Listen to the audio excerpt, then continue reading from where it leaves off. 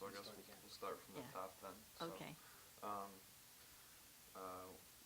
guess we started with your relationship to John ORourke. Right. John F. ORourke was my mother's uncle.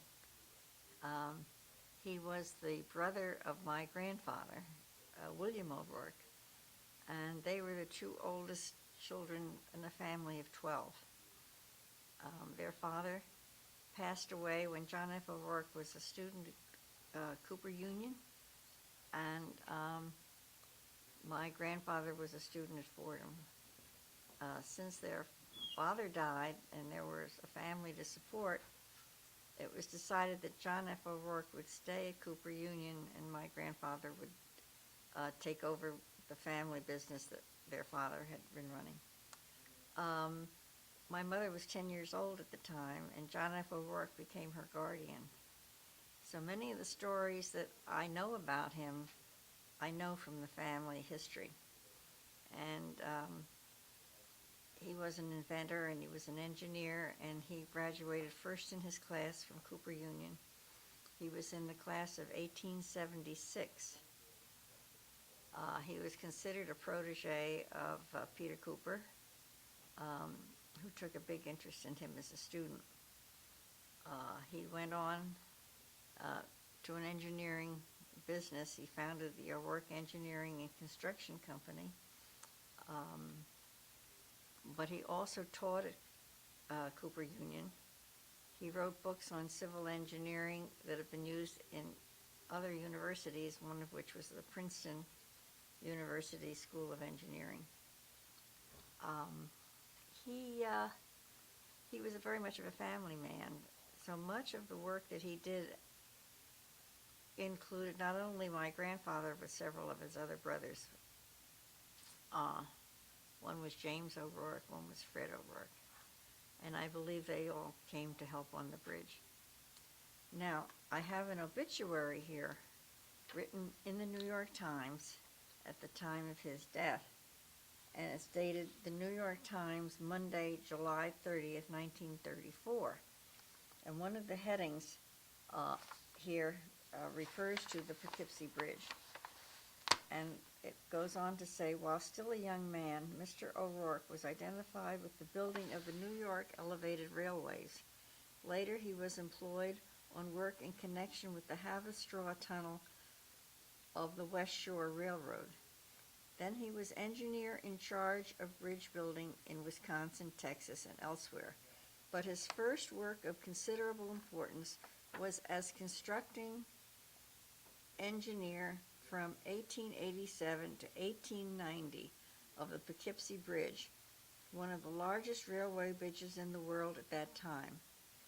While living in Poughkeepsie, Mr. ORourke married Miss Catherine Innes, daughter of Aaron Innes, a manufacturer, on January 7, 1890.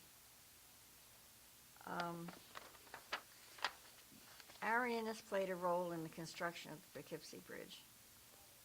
The first attempt by John ORourke to construct the bridge was to use caissons of a system, I guess, that was considered usual maybe at the time. However, the caissons collapsed, and it cost him everything he had to put it into the bridge. But Aaron Innes was very much interested in the success of the bridge, and he was a manufacturer in Poughkeepsie, and I believe he was also the mayor of Poughkeepsie. So he was able to arrange financing for John ORourke and the people who wanted to build the bridge, I'm sure, to continue, and despite, I think, there had been other failures. So with that assistance, they went ahead, and he came up with a caisson system that I've since learned since coming up here. I wasn't sure of how he did it, but the recent engineering studies indicate that the caissons have stones in them, and the stones were what anchored the caissons to the floor of the Hudson River. And they are evidently still in very good condition. And that probably contributed largely to the success that it is still today, that it's still a usable bridge. Now, you can ask me other questions because I'm not certain, what else you would like to incorporate here.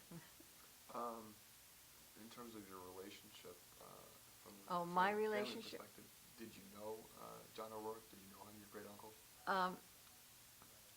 He died in 1934, so I was a child, very small, so I didn't know him to talk with. But his son, Innes ORourke, I know very well. And Innes ORourke Jr., I know very well. And Innes ORourke the third, they kept the name Innes in the family. And Innes is a name that I'm sure you're familiar with in Poughkeepsie. I think there's a Poughkeepsie Avenue or a Poughkeepsie Street or something. Not Poughkeepsie, Innes. So the Inneses are from Poughkeepsie. And he married Kate Innes. So that, in part, is where I get some of my information also. My mother was 10 when her father died. So she became, he became her guardian. So he oversaw my mother's upbringing and her education. And she told me a lot of stories about him because she knew him very well. But he had 3 children, Innes ORourke, Catherine ORourke, and John ORourke. Now, my mother was particularly close to him because she had eyesight trouble, and he oversaw her getting treatment so that she could go to school, because she couldn't go to school without special treatment. And the stories I heard about the work he did in New York City, he was the engineer and construction company that built 120 Broadway, which was at the time, I think, one of the tallest buildings in New York. And it was the building that created the need for zoning, I think, so that tall buildings didn't obscure the sunlight. But perhaps one of the most remarkable things he did was he built the foundation to Pennsylvania Station. And at the time it was called comparable to building the Panama Canal, because Penn Station is built on the base of a mountain. And they had to blast the entire foundation. Then he built all of the tunnels under the Hudson River between New York and New Jersey that go out of Penn Station. Now, the old Penn Station had a plaque at the entrance that said that the tunnels under the North River, as it was called, were constructed by the ORourke Engineering and Construction Company. So his involvement around the Hudson River was considerable. And when Al Smith was governor of New York, John F. ORourke asked if he could have permission, I believe from the Port Authority, to construct another tunnel in addition to the tunnels that were out of Penn Station for freight. And he said he could pay for the whole thing, that there would be no public financing. And the problem developed with that tunnel, which they now would like to have because of the congestion. Queens and Brooklyn did not want another tunnel to come from Jersey to New York because of competing interests, perhaps port interests in Brooklyn and in Queens. So the hearing ended with Al Smith saying that he would get back to let him know if he could have the tunnel, but he never got it. So that tunnel would have cost about $1 million, and I think I saw recently that they are again considering a tunnel. It's going to cost a lot more than that. But would you like me to read this article that's in the Times about him, Sure. or can I? Because it's something you can put into your archives. Oh, absolutely. Okay. It says John F. ORourke, engineer, is dead. built Pennsylvania Railroad tunnels here, Bush Terminal, and 6 subway tunnels. He's a Cooper Union graduate, class of 1876. He designed Los Angeles Harbor and worked out devices for use of compressed air. John Francis ORourke, engineering contractor, died at his home here last night in Great Neck, Long Island. The funeral will be held in St. Patrick's Cathedral, New York, on Wednesday morning at 11 o'clock. Mr. ORourke, who built the Pennsylvania and Long Island Railroad tubes under the Hudson and East Rivers, the Bush Terminal, and laid the foundation for the New York Stock Exchange, as well as prepared the plans for Los Angeles Harbor. It would have been 80 years old on October the 3rd, 1934. 25 years ago, he submitted plans for the raising of the battleship Maine from Havana Harbor. Mr. ORourke thought that the warship could be floated and actually repaired to the extent of being able to proceed under her own steam. It was found, however, that the Maine was so badly damaged that the salvaging had to be made piecemeal. He aided in the Nova Scotia project. Born both in this country and in Canada, Mr. ORourke was well known in building and engineering circles. From 1894 to 1896, he was at Amherst, Nova Scotia, where he participated in the construction of the Schenectady Ship Railway, a project planned to save the long trip around Nova Scotia by connecting the Bay of Fundy with the Strait of Northumberland and the Gulf of the St. Lawrence. With the lack of financial support, however, this place had to be abandoned. In New York, Mr. ORourke built 6 tunnels for subways, notably the one connecting the south tip of Manhattan and Brooklyn. He also laid the foundation for the Equitable Building, 120 Broadway, and many important tunneling structures. He was born in Tipperary, Ireland on October 3, 1854, and came to this country with his parents as a child of 2. He was the oldest of 7 children, it lists here, but he was the oldest of 12. After attending elementary school in New York City, he took engineering courses at Cooper Union and was graduated with high honors. For some time after that, he was professor of engineering at Cooper Union. While still a young man, Mr. ORourke was identified with the building of the New York Elevated Railways. Later, he was employed on work in connection with the Haverstraw Tunnel, which I mentioned before.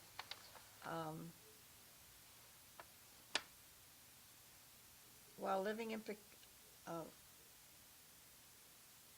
he was an engineer in charge of bridge building in Wisconsin, Texas, and elsewhere, but his first work of considerable importance was the constructing engineer from 1887 to 1890 of the Kipsee Bridge, one of the largest railway bridges in the world at that time. While living in Poughkeepsie, Mr. ORourke married Miss Catherine Innes, daughter of Aaron Innes, manufacturer, on January 7, 1890. After his return from Nova Scotia, Mr. ORourke was associated for a time with William Barclay Parsons in rapid transit undertakings. Later, he organized the ORourke Engineering and Construction Company, which built many of the projects mentioned above. Aside from such work, Mr. ORourke worked on a number of inventions in relation to compressed air in caissons and tunnels. These included the ORourke airlock for caissons and the gravel packing device for blowing gravel under pressure outside of the rings of tunnels as they were driven through earth. By means of this invention, tunnels could be driven under streets without causing settling of the street surfaces or of adjoining property. Mr. ORourke contributed many articles to engineering and scientific publications. He was a trustee of St. Patrick's Cathedral and the Knights of St. Gregory. For many years, he maintained a residence on West 50th Street near St. Patrick's Cathedral and had a home in Great Neck. He was an enthusiastic golfer and a member of the Garden City, Nassau County clubs. He is survived by his widow, two sons, Innocent John ORourke, and a daughter, Catherine. So that pretty well outlines briefly what he did. Several years ago, I met someone who had worked as a construction worker in his company, and it was quite by chance. I said, "Did you ever hear of John F. ORourke?" And he said, "Yes." He said, "I worked for him," and he said he could always get people to work because he was always the first man into any tunnel he ever built. And then he also told his men that he would never send anyone into a place where he wouldn't go himself. So he was very highly, respected. His name appears in books from time to time about the efforts that it took to accomplish some of these things. For instance, the Pennsylvania Railroad was very anxious to get the tunnels under the river so that they could connect with the mainland over in Jersey. And there's a book that we just happened to come across not long ago. It's called Conquering Gotham. And in here, the author, Jill Jones, mentions John F. ORourke and the celebrations that they had in connection with the day that the tunnels under the river were opened up. And I could read a little bit to you from that. But this is the cover of the book. And evidently Mr. Jenkins that's referred to in here is the head of, I don't know if he was the head of the Pennsylvania station. If you don't mind, I'll just get my thought together on who this man is.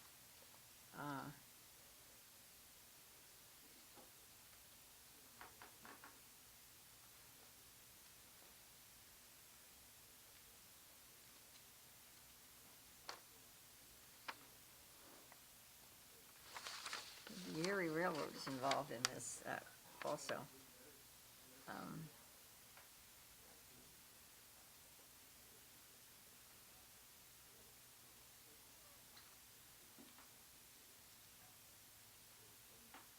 Well, it says here something about Charles Jacobs was waiting at the Weehawken Pier clad in a plaid work suit. He greeted the group stepping off the tugboat. This is to do with the tunnels under the river. Shaking hands with a clutch of excited newspaper reporters, effusively welcoming Alfred Noble and Henry Japp of the struggling East River tunnels, General Charles Raymond and James Fogle and other engineers. In high humor, he led the way down into the North Tunnel, riding in the Weehawken cage elevator with the dimpled-chinned John F. ORourke, famously silent president of the tunnel's construction company.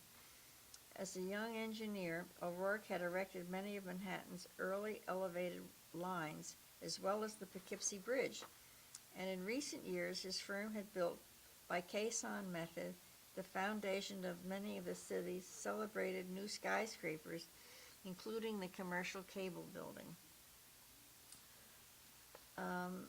So, as I say, there are other references to him from time to time for the work that he did. He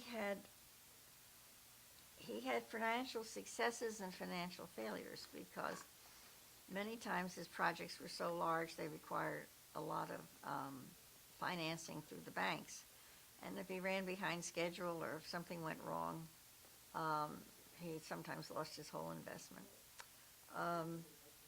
He bought, as I understand this now, he bought the New Jersey marshes, which is now the Meadowlands, and he had attempted to dredge the marshes. But the system that eventually succeeded in doing that was not available at that time, and the system that developed the procedure was Pratt Institute. However, he lost I understand, $4 million when he went into that venture. One of the saddest things for everybody involved is that he felt he invented the safety razor, and he took Sonny Gillette to court because he felt it was his invention and it had been stolen, but he lost the case. And actually that was a very shattering experience for him. But he was an inventor, and that's something that'll never be determined because he lost his case. He made the initial work on the diving bell, and he devoted his entire research on the diving bell to the Navy, the U.S. Navy, and he didn't get any money for that. That was entirely, a contribution. And then when Lucius Beebe came to do the diving bell, he built it on the research that he'd gotten from John F ORourke. He lived out in Great Neck for a while, and the land that he owned at that time was taken over by the Kings Point, and that's where I think it's the Merchant Marine Academy is there, so that's where he was. So, I don't know what else you'd like to know about him. Well, I'd like to know more about the diving bell personally. I find that that technology is fantastic, but there's a couple more questions regarding the bridge that we'd like to go over, I think. I think we have a pretty good idea of your family history and your knowledge of John himself. But in terms of the bridge, I don't know how much information you have about the bridge or how much you know about the bridge itself. But if you'd like to go ahead and offer any thoughts you have on the bridge itself. I have a couple specific questions, but... Well, I probably don't know any more about the bridge itself than you do, because I would be relying on the same information that you have. As you can see, there were so many things that they discussed about him, but the bridge was not always, what they talked about. Right.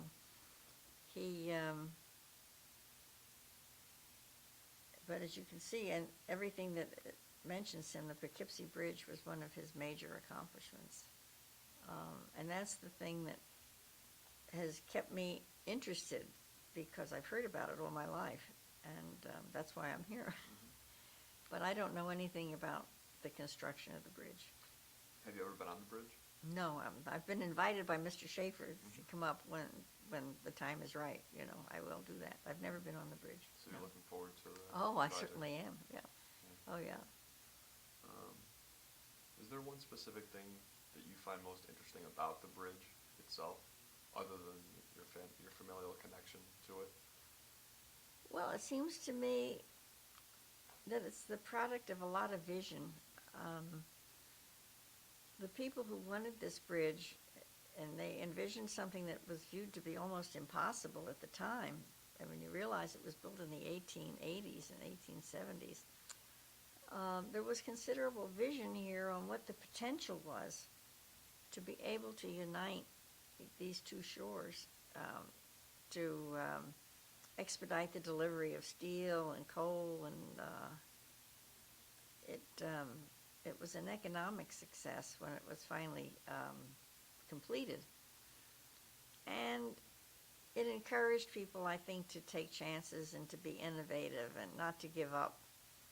And it really was almost a spirit of the country at that time. They were building railroads across the country, and they were uniting the country in a cohesive way that business and industry and agriculture could all somehow form one unit.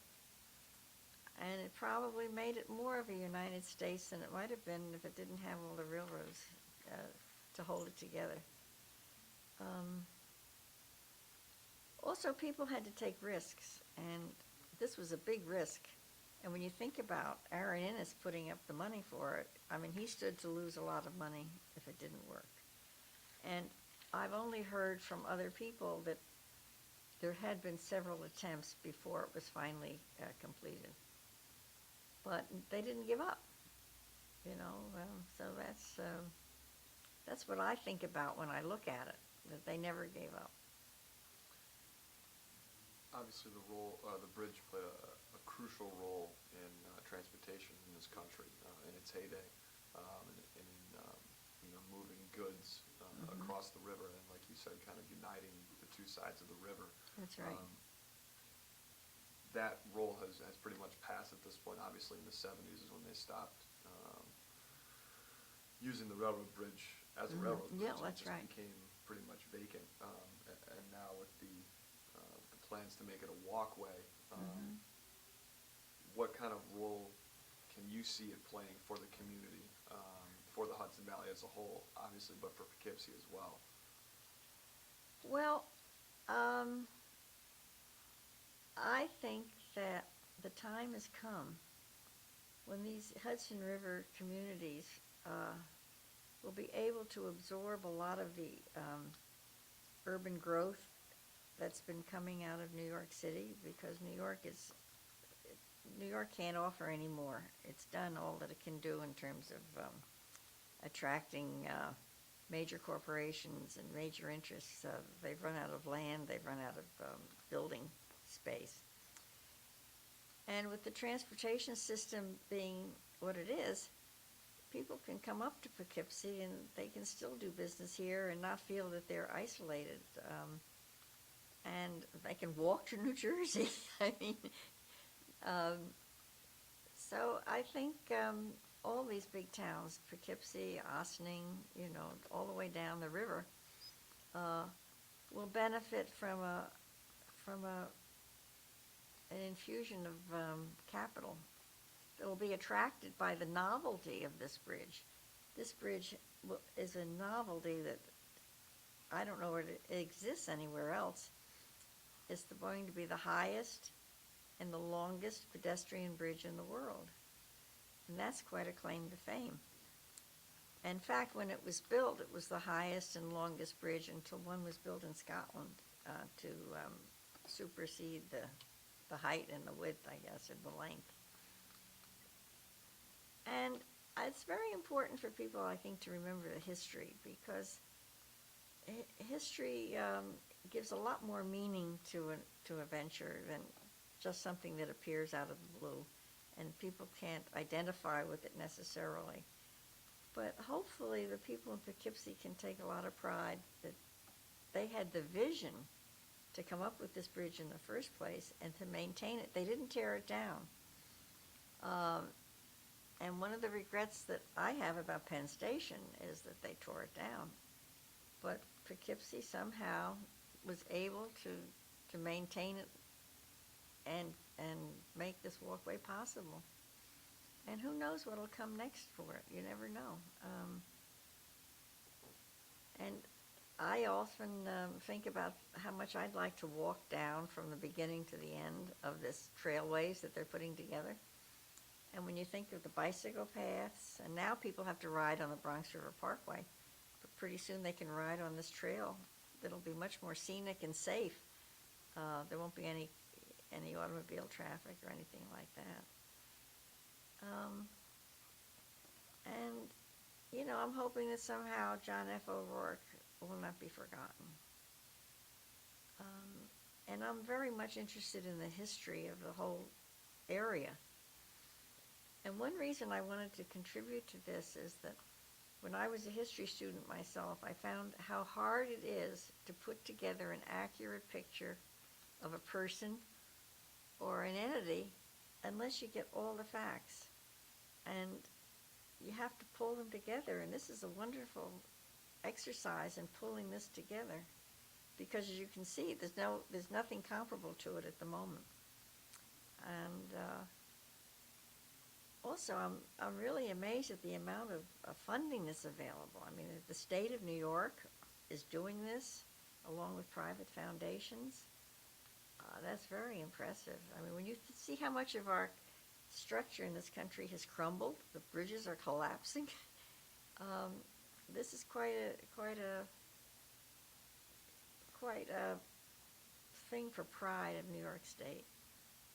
And when I was growing up, New York State was a pioneer in a lot of things think at the time for healthcare, it was a big pioneer. I think New York State was the one that pretty much eradicated tuberculosis through the medical support that it was given to eliminate it. So hopefully New York will use this as a way to come back too, you know. But I'm going to give you the material I brought, and hopefully it will contribute to your total effort. I'm sure it will. Do you envision people coming up to Poughkeepsie to use this trailway? Yes, I do. It's a very easy trip. It's only an hour and a few minutes on the train now. And people in New York are always looking for ways to get out, to go someplace where there's greenery and recreation. And even now I see on Sunday mornings people with bicycles going up to Westchester to ride on the Parkway. So this wouldn't be much further for them to go to ride.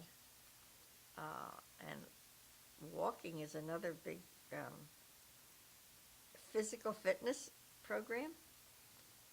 And when you think people walk the Appalachian Trail, this could be comparable. Do you see the bridge as part of a revitalizing effort for Poughkeepsie? Do you see it as helping to bring people up to this area and maybe infuse some capital into the local area and build up Poughkeepsie? Well, I would think so. I would think people would like to come up here and live. And in fact, people in New York City now have to leave if they have small children because there's no place to go to school. I mean, you know, they need new schools. And it could attract young families, and it could attract industry, because you have space up here, and space is at a premium. But you need some big draw, and it wouldn't be just the Walkway. I mean, it could be the Chamber of Commerce, it could be all of the various civic organizations you have here.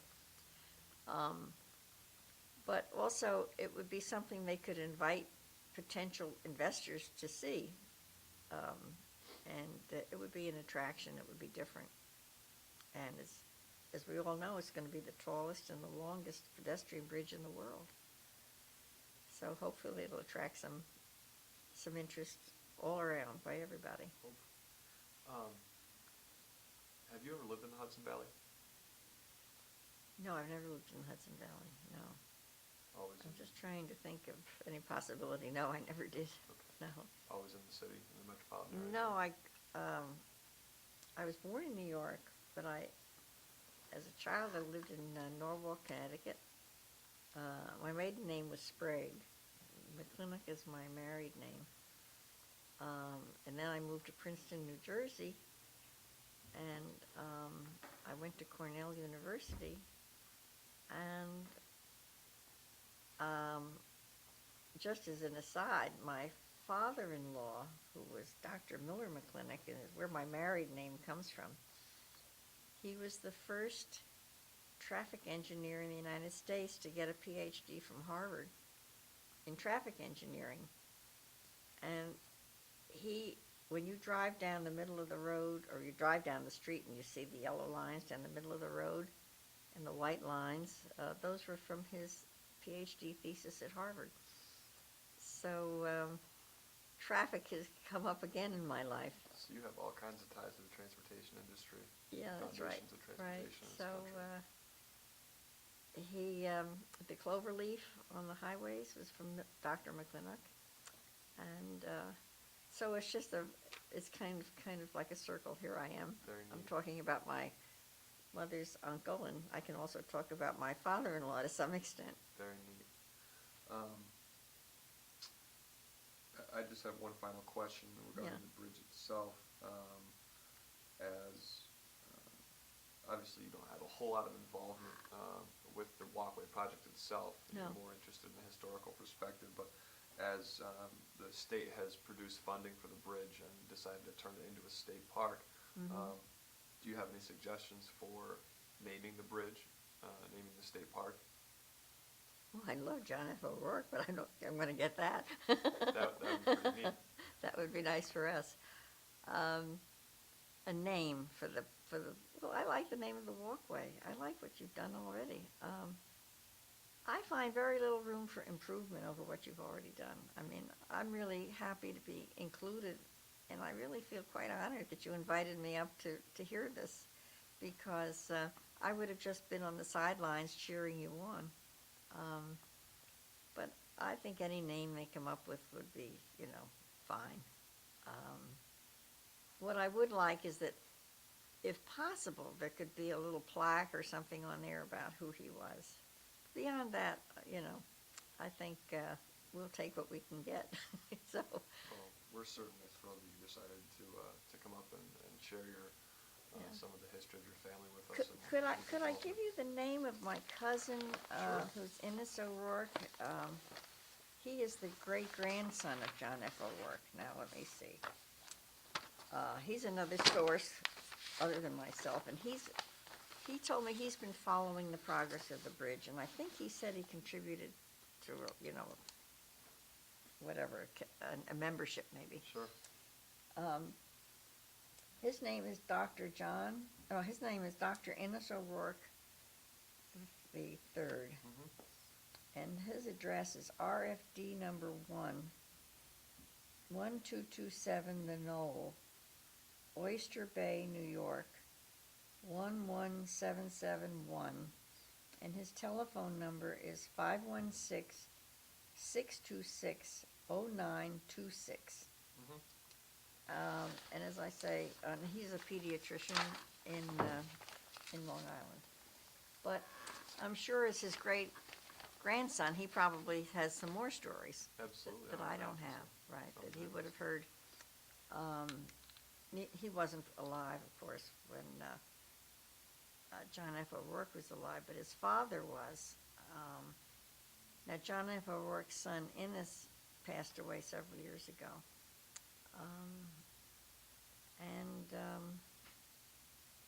His son, Innes ORourke, became the mayor of Kings Point, New York. So, but they were pretty much involved around New York City and Long Island. But they never lived up here, as far as I know. Okay? Yeah. So what are those? Any other questions? No. Okay. Okay. Thank you very much for coming up and sharing with us. Well, thank you for inviting me. You're welcome. I really feel like I've shared a claim to fame here, which is very nice. Yeah, it'll be nice once the whole project's put together. I'm sure they'll be able to get you a copy, and Oh, good. I know that they're going to incorporate it into the project once it's finished. So I'm sure there'll be some kind of a viewing room or something like that to Okay. to show people a little bit of the history of the bridge and provide Yeah. some historical perspective other than just the physical Right. walking across.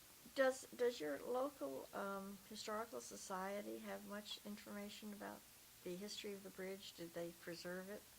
I don't have that information for you, but Yeah. No, I'm just I would curious. imagine that they do. I'm sure. I would think that would be a good source of what happened before he arrived. Right.